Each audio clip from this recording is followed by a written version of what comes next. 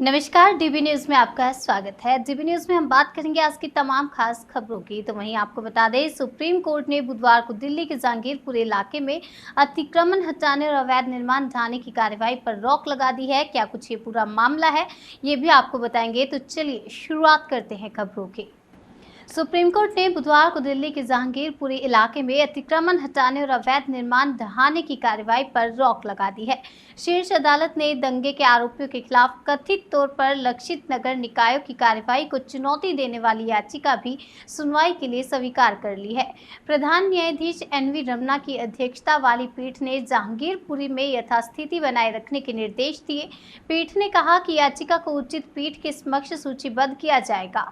Supreme court कल इस मामले पर सुनवाई करेगा। शीर्ष अदालत ने दिल्ली के मुख्य सचिव एमसीडी और जहांगीरपुरी के एसएचओ को लीगल नोटिस जारी किया है। वरिष्ठ अधिवक्ता दुष्यंत दुबे ने एनडीएमसी और पीडब्ल्यूडी सहित अन्य नगर निकायों के विशेष अतिक्रमण रोधी अभियान के खिलाफ दायर एक याचिका का जिक्र किया है। उन्होंने कहा कि निर्माण ढहाने के लिए पूरी तरह से अनधिकृत और असंवैधानिक आदेश दिया गया है। दवे ने आरोप लगाया कि निर्माण ढहाने की कार्रवाई बुधवार दोपहर 2 बजे शुरू होनी थी, लेकिन यह सुबह 9 बजे ही प्रारंभ कर दी गई और कथित उल्लंघनकर्ताओं को इस बाबत कोई अनिवार्य नोटिस भी नहीं दिया गया, जबकि 15 दिन का नोटिस जरूरी होता है। इस बीच एनडीएमसी के मेयर ने कहा कि सुप्रीम कोर्ट के आदेश के बाद अतिक्रमण हटाने की कार्रवाई रोक दी गई है। इससे पहले भाजपा शासित उत्तरी दिल्ली नगर निगम ने जहांगीरपुरी में अतिक्रमण रोधी अभियान शुरू किया था। एनडीएमसी ने उत्तर पश्चिमी पुलिस उपायुक्त को लिखे पत्र में कहा था कि एक विशेष संयुक्त अतिक्रमण रोधी कार्यक्रम जहांगीरपुरी में निर्धारित है। एनडीएमसी सिविल लाइंस जोन के सहायक आयुक्त ने डीसीपी को लिखे पत्र में कहा, आपसे 20 अप्रैल या 21 अप्रैल को सुबह लगभग 9:30 बजे से अतिक्रमण हटाने की कार्रवाई के दौरान कानून व्यवस्था बनाए रखने के लिए महिला पुलिस, बाहरी बल सहित कम से कम 400 पुलिसकर्मियों को उपलब्ध कराने का अनुरोध किया जाता है। जहांगीरपुरी में अतिक्रमण विरोधी अभियान पर नॉर्थ एमसीडी के मेयर राजा इकबाल सिंह ने कहा कि हमारा रूटीन का काम है कि जहां अवैध निर्माण और सरकारी जमीन पर अतिक्रमण हो, वह जगह हम खाली करवाते हैं। आज भी हम वही काम करने वाले हैं। हमारा यही संदेश है कि लोग सार्वजनिक जमीन को फ्री छोड़ दें। और बता दें, दिल्ली के जहांगीरपुरी में बीते शनिवार को हनुमान जयंती पर शोभा यात्रा के दौरान 2 समुदायों के बीच झड़प हुई थी, जिसमें 8 पुलिसकर्मी और एक स्थानीय निवासी घायल हुए थे। पुलिस के अनुसार झड़पों के दौरान पथराव और आगजनी की और आपको बता दें, कुछ वाहनों को भी आग के हवाले कर दिया गया था। दिल्ली डिजास्टर मैनेजमेंट अथॉरिटी ने आज 20 अप्रैल को दिल्ली के कोरोना संक्रमण का जायजा लिया और उन पर विचार के बाद जरूरी दिशा निर्देश जारी किए हैं। डीडीएमए ने कहा कि मुख्यमंत्री केजरीवाल स्थिति पर बारीकी से नजर रखे हुए हैं, जबकि स्कूलों के लिए जरूरी एसओपी उप मुख्यमंत्री मनीष सिसोदिया पहले ही जारी कर चुके हैं। स्कूलों में बढ़ रहे कोरोना केसेस के बावजूद अभी स्कूलों को बंद करने का कोई फैसला नहीं लिया गया है। डिप्टी सीएम सिसोदिया ने कहा कि किसी भी स्कूल में कोरोना संक्रमण का मामला मिलने पर केवल उस विंग को बंद किया जाए और पूरे स्कूल को बंद नहीं किया जाना चाहिए। अभी मामले बेहद कम है और चिंता की कोई बात नहीं है। दिल्ली में कोरोना केसेस भले बढ़े हैं, मगर हॉस्पिटलाइजेशन अभी नहीं बढ़ा है। सभी आपको बता दें, स्कूल निर्धारित कोरोना प्रोटोकॉल के साथ जारी रहेंगे और बैठक में कहा गया है कि स्कूलों के लिए जरूरी एसओपी एक्सपर्ट्स की मदद से तैयार की जाएगी। और इसके अलावा भी कई अहम फैसले डीडीएमए की बैठक में किए गए हैं। संभव है कि मास्क न पहनने पर 500 रुपये के चालान का नियम वापस लिया जा सकता है। इसके साथ ही टेस्टिंग तेज करने और वैक्सीनेशन की रफ्तार बढ़ाने की भी बात की गई है। सोशल गैदरिंग पर अभी नजर रखी जाएगी। संक्रमण के बढ़ते मामले पर कोई प्रतिबंध लगाया जा सकता है। और आपको बता दें, बैठक में कहा गया है कि हमें चिंतित होना चाहिए, मगर अभी घबराने की कोई ज़रूरत नहीं है। बता दें कि बीते 24 घंटों में दिल्ली में 632 नए संक्रमण के मामले सामने आए हैं और पॉजिटिविटी रेट 4% से अधिक हो गया है। बीते सप्ताह स्कूलों में मिले कोरोना केसेस के चलते कयास लगाए जा रहे थे कि सरकार स्कूल बंद करने का निर्देश दे सकती है, मगर फिलहाल स्कूलों को ऑफलाइन क्लासेस जारी रखने की अनुमति रहेगी। पीएम मोदी अपने 3 दिवसीय गुजरात दौरे पर थे, जहां उन्होंने आज आखिरी दिन आपको बता दें ऐलान किया है कि जो विदेशी नागरिक भारत में आकर आयुष मेडिसिन का लाभ लेना चाहते हैं, उनके लिए सरकार एक पहल कर रही है। शीघ्र ही भारत एक विशेष आयुष वीजा कैटेगरी शुरू करने जा रहा है। और क्या कुछ कहा, सुनिए। भारत एक स्पेशल आयुष मार्ग भी बनाने जा रहा है, जिसकी एक ग्लोबल पहचान बनेगी। भारत में बने उच्चतम गुणवत्ता के आयुष प्रोडक्ट्स पर यह मार्क लगाया जाएगा। ये आयुष मार्क आधुनिक टेक्नोलॉजी के प्रावधानों से युक्त होगा। इससे विश्व भर के लोगों को क्वालिटी आयुष प्रोडक्ट्स का भरोसा मिलेगा।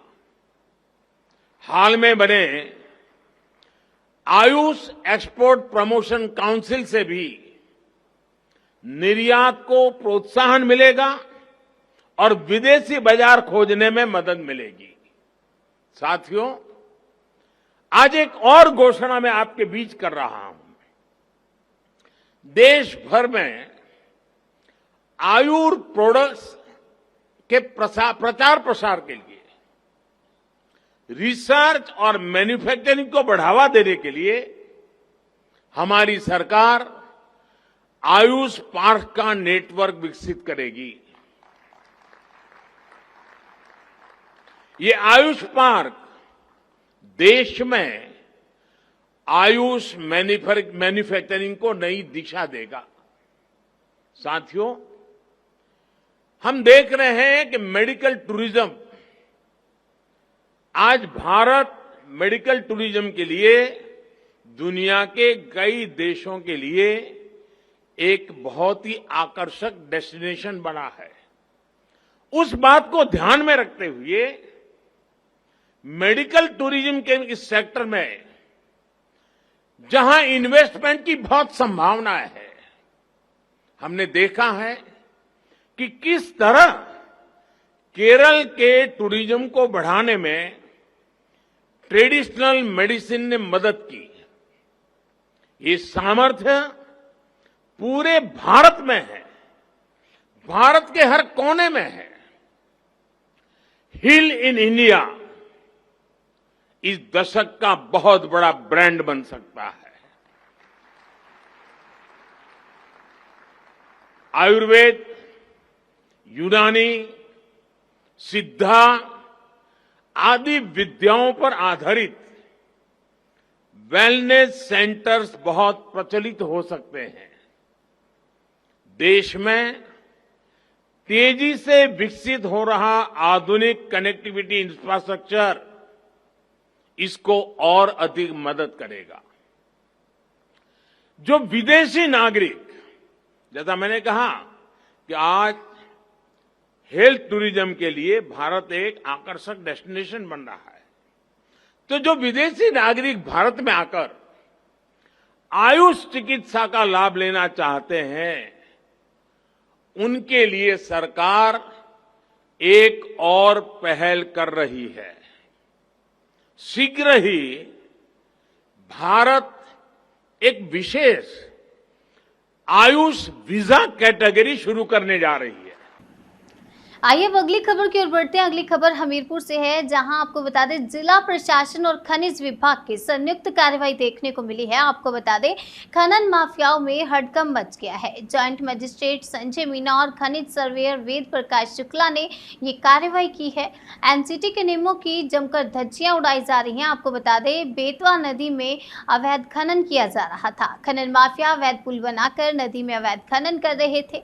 बेतवा नदी में पुल बनाकर बेरी खंड संख्या 10/36 के क्षेत्र में ये अवैध खनन किया जा रहा था। नदी में बने 2 अवैध पुलों को जेसीबी से नष्ट किया गया है और 2 पॉकलैंड मशीनों को भी सीज किया गया। बेरी चौकी को ये स्पुर्द कर दिया गया है और पट्टा धारक पर अवैध निर्माण की एफआईआर दर्ज की गई है और कुरारा थाना क्षेत्र के बेरी खंड संख्या 10/33 का ये मामला है। ग्राम बेरी में स्थित खंड संख्या 10/33 का आकस्मिक निरीक्षण किया गया था, जिसमें खनिज विभाग के सर्वेयर भी हमारे साथ उपलब्ध थे। वहाँ पर 2-3 तरीके के जो कमियाँ मिली वो इस प्रकार हैं कि पहला तो इनके द्वारा अवैध रूप से 10/36 खंड में घुसकर खनन कार्य किया जा रहा था, जिसके संबंध में चिन्हित करके उनके खिलाफ एफआईआर भी दर्ज कराई गई है।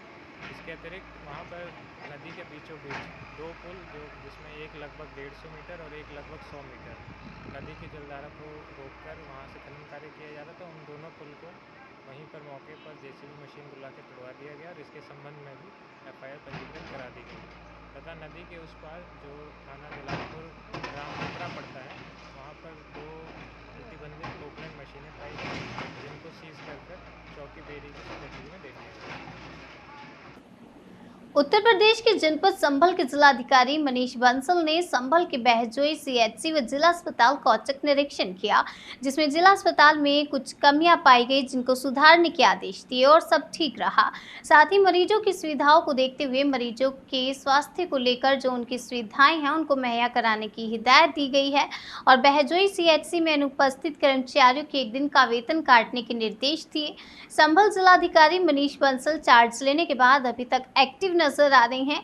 इस क्रम में चिकित्सा व्यवस्था को लेकर काफी सतर्कता बरत रही है। सीएचसी बहजोई जिला अस्पताल और कोविड वैक्सीनेशन सेंटर का औचक निरीक्षण किया। तो आज यहाँ पे कौन इमरजेंसी ऑफिसर है? आप हैं।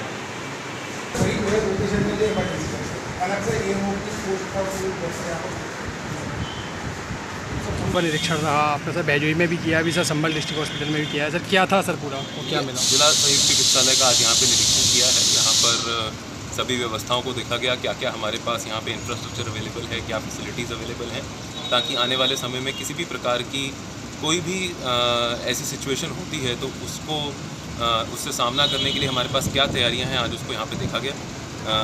ज़िला चिकित्सालय में यहाँ पर सब चीज़ें ठीक पाई गई, साफ़ सफाई अच्छी है, सारा इंफ्रास्ट्रक्चर अवेलेबल है और जैसा बताया गया कि कायाकल्प योजना में भी इस अस्पताल को पुरस्कारित किया जा चुका है। सुबह आज सीएचसी बहजोई का भी औचक निरीक्षण किया गया था। वहाँ पर कुछ कमियां पाई गई, कुछ चिकित्सा अधिकारी और कुछ कर्मचारी जो हैं वो अनुपस्थित पाए गए, उनका 1 दिन का वेतन काटा है। और साथ ही साथ जिस प्रकार से जिला चिकित्सालय में हर चीज़ का एक व्यवस्थित रूप से लोगों की सुविधा के अनुसार प्रदर्शन किया गया है, कहाँ पे कौन डॉक्टर बैठते हैं, कितने समय तक के लिए बैठते हैं, उसी प्रकार से सीएमओ को निर्देशित किया गया कि हमारे सीएचसीज़ पर भी यही व्यवस्था लागू की जाए और लोगों को सुविधा देने के लिए सिटीजन चार्टर का प्रॉपरली इम्प्लीमेंट किया जाए। दिल्ली की जहांगीरपुरी हिंसा के बाद अब अतिक्रमण विरोधी अभियान चलाया गया। हालांकि सुप्रीम कोर्ट ने फिलहाल इस अभियान पर रोक लगा दी और सुप्रीम कोर्ट का आदेश लेकर माकपा नेता वृंदा जहांगीरपुरी में बुलडोजर को रुकवाने पहुंची।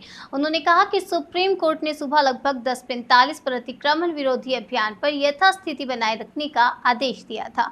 जो बुलडोजर यहाँ कानून की धज्जियां उड़ा रहा है और सुप्रीम कोर्ट के आदेश की धज्जियां उड़ा रहा है, मैं उसे वहाँ रोकने आई हूँ। और क्या कुछ बोली, जरा सुनिए। आप लोग सद्भाव बनाए रखें, आप लोग शांति से रहे।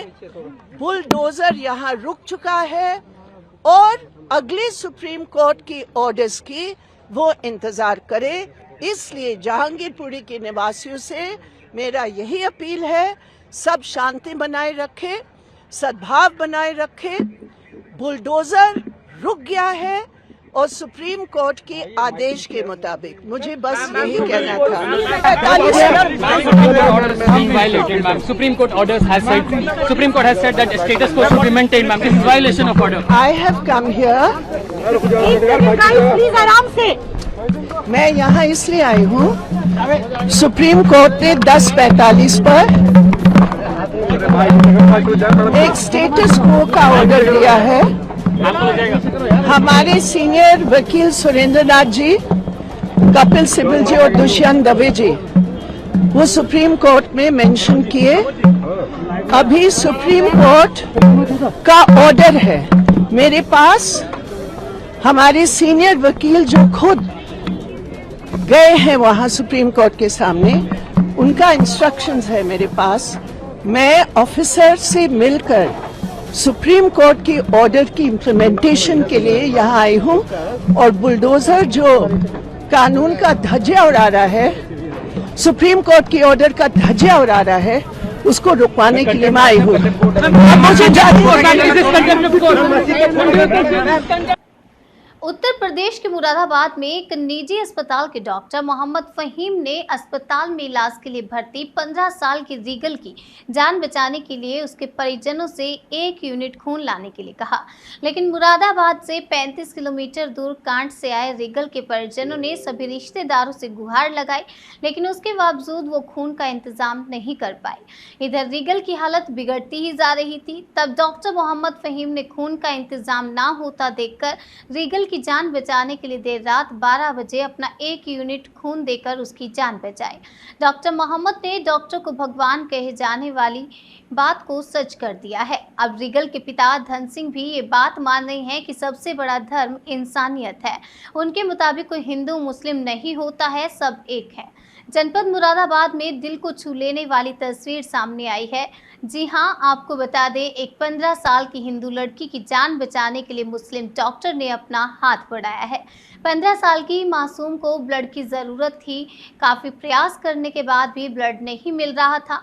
इस बात का पता जैसे ही डॉक्टर मोहम्मद को लगा तो उन्होंने मासूम बच्ची की जान बचाने के लिए देर रात 12 बजे अपना खून देकर इंसानियत की मिसाल पेश की। डॉक्टर मोहम्मद की इस पहल से साफ प्रतीत होता है कि सबसे बड़ा धर्म इंसानियत है। कोई हिंदू कोई मुस्लिम नहीं, सब एक है। और जनता को भी ये समझ जाना चाहिए कि जाति धर्म कुछ नहीं होता है, इंसानियत सबसे बड़ा धर्म होता है। जानकारी देते हुए मासूम रीगल के पिता धान सिंह का कहना है कि मेरी बेटी को हल्का बुखार आया था। बुखार में वह कमज़ोर हो गई थी और बाद में उसकी प्लेटलेट कम हो गई थी। उसके बाद हमने डॉक्टरों को दिखाया, कांट में दिखाएगा और सभी हॉस्पिटलों में गए, लेकिन नाकामयाब रहे। डॉक्टर साहब ने हमें मशवरा दिया कि मुरादाबाद जाइए, वहाँ स्टाफ से मिलो, वहाँ स्टाफ हेल्प करेगा। सभी ने हमारी हेल्प की और आज हमारी बच्ची को ब्लड की सख्त ज़रूरत थी। सभी जगह कोशिश कर ली थी, कहीं से भी कोई बात नहीं हो पाई थी। डॉक्टर साहब बच्ची का इलाज कर रहे थे जो मुस्लिम है। उन्होंने अपना ब्लड दिया और पूरे स्टाफ ने हमारी हेल्प की, जिसकी वजह से आज हमारी बच्ची ठीक है। क्या नाम आपका? मेरा नाम धन सिंह है। अच्छा, कहाँ के रहने वाले हैं आप? मैं कांट क्षेत्र का रहने वाला हूँ, ग्राम पेलीबिस में पड़ता है। अच्छा, बताइए, आपकी बेटी बीमार थी, क्या हुआ था, क्या पूरा मामला बताइए। ये हल्का बुखार आया था, बुखार में कमज़ोर हो गई थी और बाद में जो है ब्लीडिंग आनी शुरू हो गई। फिर उसके बाद हमने डॉक्टर में को दिखाया, कांट के अंदर सभी हॉस्पिटलों में घूमे, लेकिन नाकामयाब रहे। फिर एक डॉक्टर ने हमें मशवरा दिया कि वहाँ पे जाओ, फोर्नी हॉस्पिटल, वहाँ जो है आपको सब सुविधा मिलेंगी और इसके साथ साथ सब स्टाफ जो हेल्प करेगा। फिर क्या हुआ? वही हुआ साहब जो आप डॉक्टर साहब ने बताया था।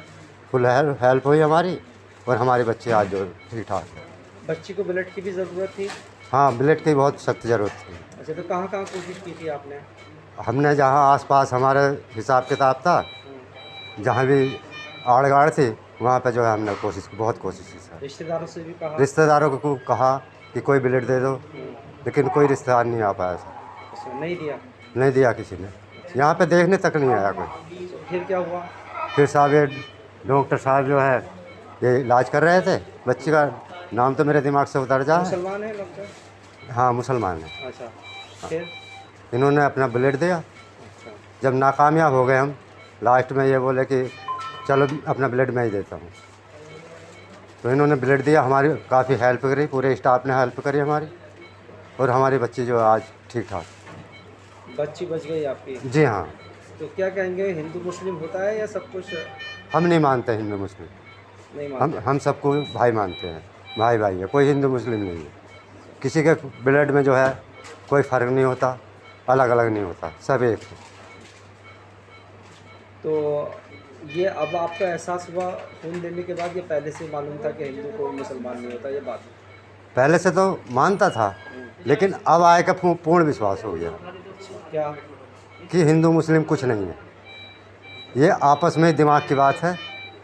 दिमाग में सोचना ही गलत है कि ये हिंदू है, ये मुसलमान है, ये सिख है, ईसाई है, जात धर्म का कोई मतलब नहीं। सब एक हैं? सब एक है। अपने दिल में जो है सब ये समझे कि हम एक हैं।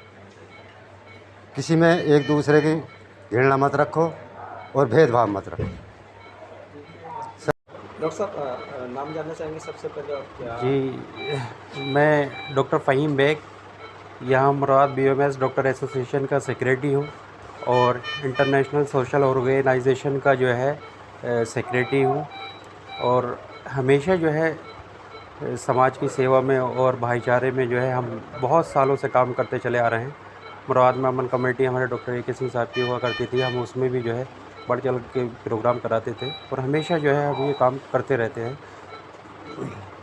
कल रात क्या किस तरह का केस सामने आया था, बच्ची की क्या कंडीशन थी और आपकी तरफ से जो ब्लड डोनेट किया गया क्या क्या कहना चाहते हैं? कल रात ये बच्ची जो है काट क्षेत्र से आई थी और काट में ये कई डॉक्टर्स को कई हॉस्पिटल में दिखा चुके थे, वहाँ किसी ने भी जो है इन्हें हालत देखते हुए रोका नहीं और इन्हें जो है रेफ़र कर दिया मुराद के लिए। इनके पास जो था ब्लड नहीं था क्योंकि इस बच्ची का ब्लड जो है 3.1 ग्राम था। 3.1 पर जो है बहुत मुश्किल होता है किसी को सर्वाइव करना।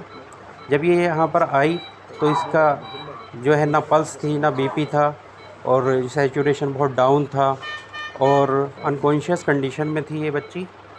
हमने इसे देखने के बाद अपने जो हेड हैं हमारे डॉक्टर असद अंसारी साहब, हमने उन्हें बताया कि ऐसे ऐसे बच्ची है और उनके पास कोई ब्लड देने वाला भी नहीं है और पुअर कंडीशन है, पैसे भी नहीं है।